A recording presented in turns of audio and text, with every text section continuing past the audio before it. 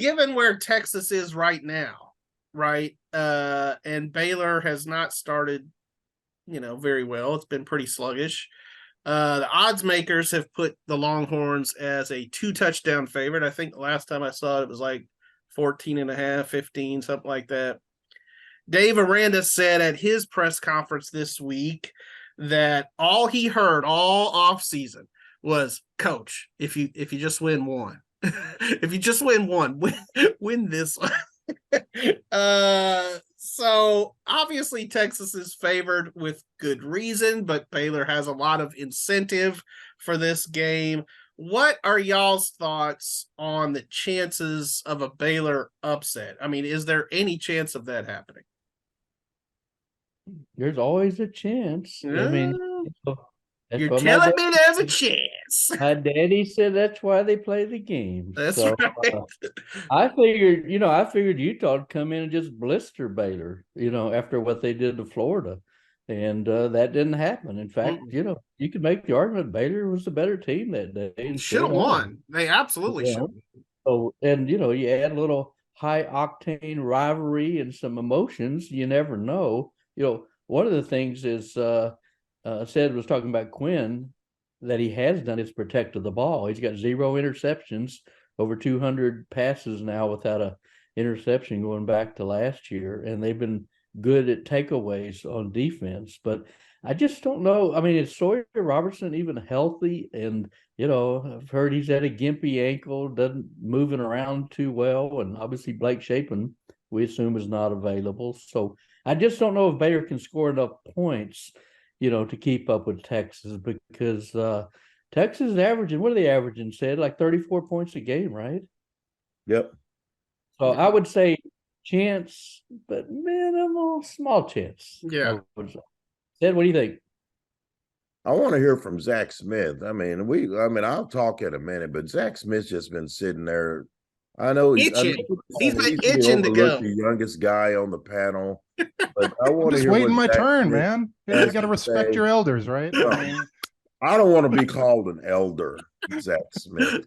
So your perfect hair and your olive skin. Zach, you were saying that if with that second half against Long Island, that might have like coaxed you a little bit to even rolling the dice on a Baylor pick. I'm more confident going into this game than I was obviously before the Long Island game. That goes without saying, but just talking to the players and seeing a little bit of practice yesterday, they're all saying the same things, right? They're all saying they're confident and it's a big game. They're respecting them, but fear no one kind of thing. But the way they're saying it is completely different than the first 2 weeks of the season.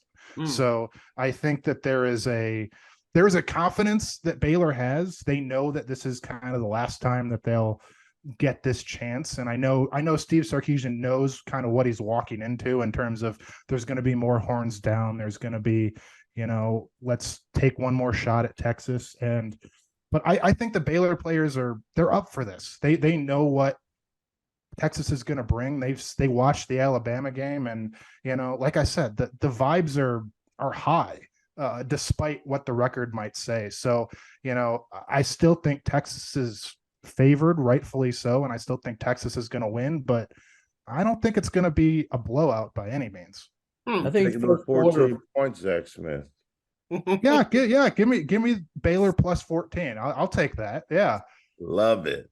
I think the first quarter is so important in a game like this. Yeah. Because how emotionally charged Baylor's going to be. And my tennis buddy and I, we played a lot of tennis tournaments, and we'd always go, all right, put his name in there. He's listening to the podcast. Don't do that. Larry Carlson, my best friend. Thank you. 1 and 1A. Your best friend, what? Can I finish? You won't even let me finish a sentence. Larry's Carlson's 1 and Cedric's 1A, okay? There you go. And Larry doesn't insult me near as much as Cedric does. but when we play tennis, we want to say, let's kill their will. Okay. Oh, I like it.